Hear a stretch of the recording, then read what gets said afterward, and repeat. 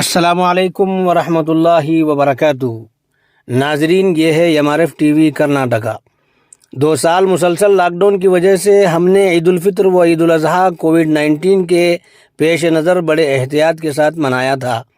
अल्हम्दुलिल्लाह इस साल बड़ी शान के साथ मनाने का मौका मिला। इस मरतबा ख़ास बात ये रही कि ईद उल फितर और बसो जयंती एक साथ होने की वजह से बिरादरान वतन ने भी बसो जयंती के हवाले से खुशी मनाते हुए नजर आए।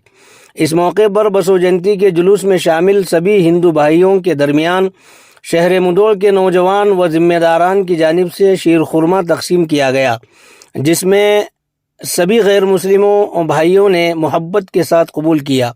इस मौके पर ख़ास तौर पर नौजवाना ने मुधोल, जिसमें जावेद हवालदार, यम गौस मुरनाल, यासिन जागीरदार और उनकी पूरी टीम शामिल रही।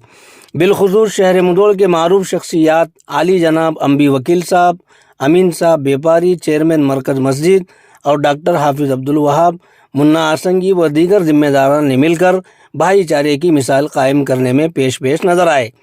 लिहाजा हम इस मौके पर एमआरएफ टीवी कर्नाटका की पूरी टीम की जानिब से हिंदू मुस्लिम भाईचारे की मिसाल कायम करने वाले मुसलमान व हिंदू भाइयों को मुबारकबाद पेश करते हैं और आशा करते हैं कि इसी तरह हिंदू मुस्लिम भाईचारा बना रहे और अमन और शांति बरकरार रहे। उनको डालने दो।